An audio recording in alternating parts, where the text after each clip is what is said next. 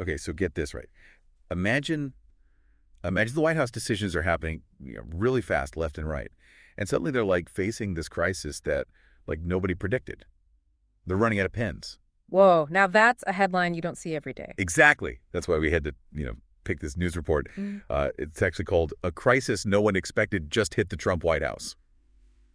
This is super weird. Yeah, no, I think that's a perfect choice. It really kind of gives you a sense of just how much was happening in those first few days of the Trump administration.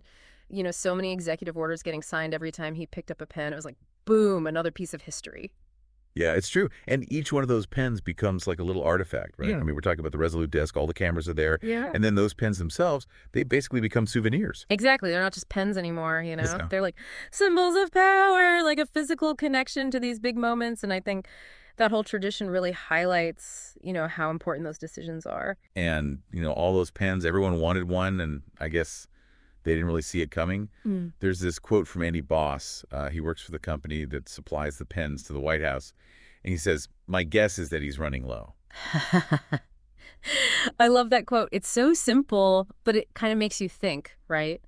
Like on one level, it's kind of funny to think about the White House like scrambling to find pens, but then you realize it shows how there's this weird disconnect between the symbolic importance of all this and the actual like nitty-gritty of running a government. For sure.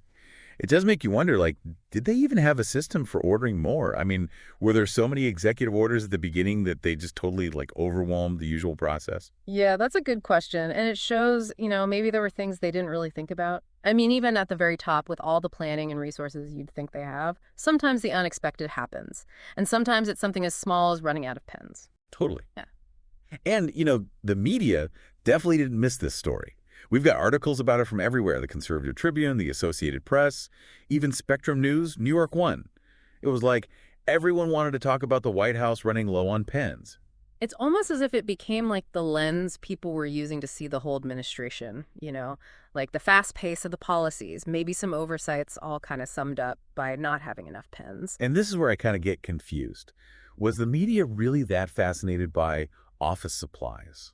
Or was something else going on? Like, did this pen shortage become their way of talking about how the Trump administration did things? Maybe even criticizing their decision making? Yeah, that's a really good point. The way the media focused on something so small, it could be that they were trying to tell a bigger story. And it makes you think, how do even little details get spun and blown up to fit a certain narrative or agenda? For sure. It makes you wonder about how powerful symbols are in politics. Like how a regular pen can suddenly mean so much to the people who use it and the people watching. Absolutely. And it makes you think, what other little things we might not even notice, could give us that kind of look into how power really works? Kind of like digging up the past, right? Like those archaeologists trying to figure out what things mean. Except here, our artifacts are, well, pens. And instead of some ancient ruin, we're looking inside the White House. It makes me wonder, did other presidents have this problem? Were there, like, other pen gates we don't know about? Haha, that's an interesting thought. I can't think of any other time they ran out of pens and it became such a big deal. But yeah, every president has those behind the scenes things they got to deal with, running the White House day to day. It's a lot more complicated than people think. So maybe it wasn't just Trump, but the way people talked about it, the media going crazy, that felt different. Yeah, I think you're right. Things were pretty intense back then politically with Trump. Everything he did, people were watching and judging, sometimes just because they already had their minds made up about him. Mm. So even a little thing like pens could get blown out of proportion, like a Rorschach test, right? Hmm. People saw what they wanted to see, whether it was about Trump or about something else. Exactly. Some people thought, oh, this just proves things are chaotic. Others thought it was funny. Like, even the president runs out of stuff. And the media, they just made it bigger, right? They kind of decided how everyone should see it. Makes you think about how stories get told in politics, how a tiny thing can become part of a much bigger story, depending on who's telling it. Yeah, good point. We never really get just the facts, do we? It's always how someone presents them, the context, all that. It changes how we understand what happened.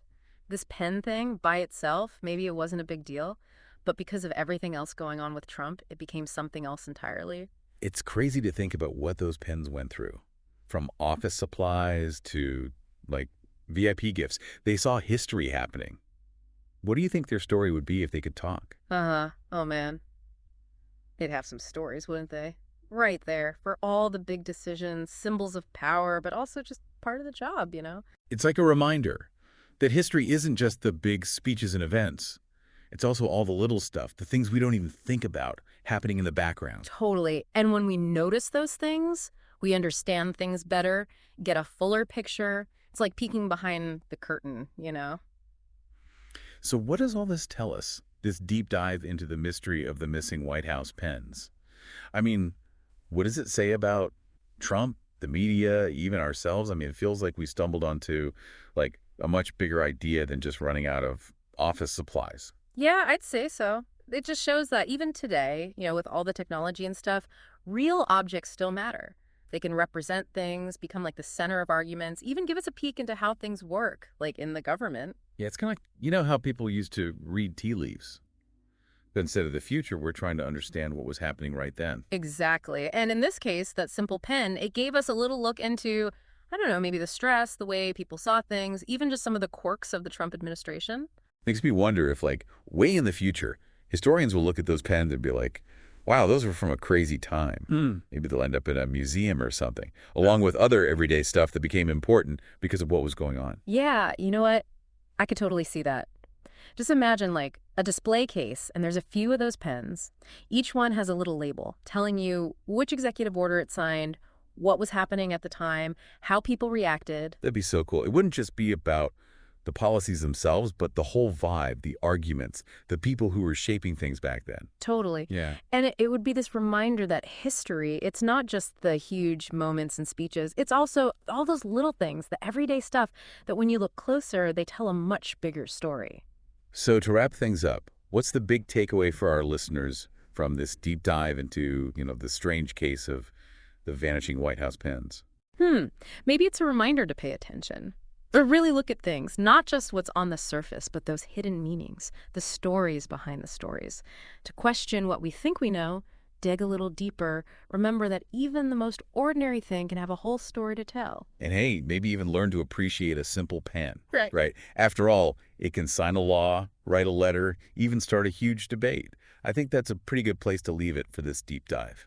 We'll be back soon with more, so until then, keep thinking, keep questioning, and keep an eye out for those hidden stories. You never know where you'll find them.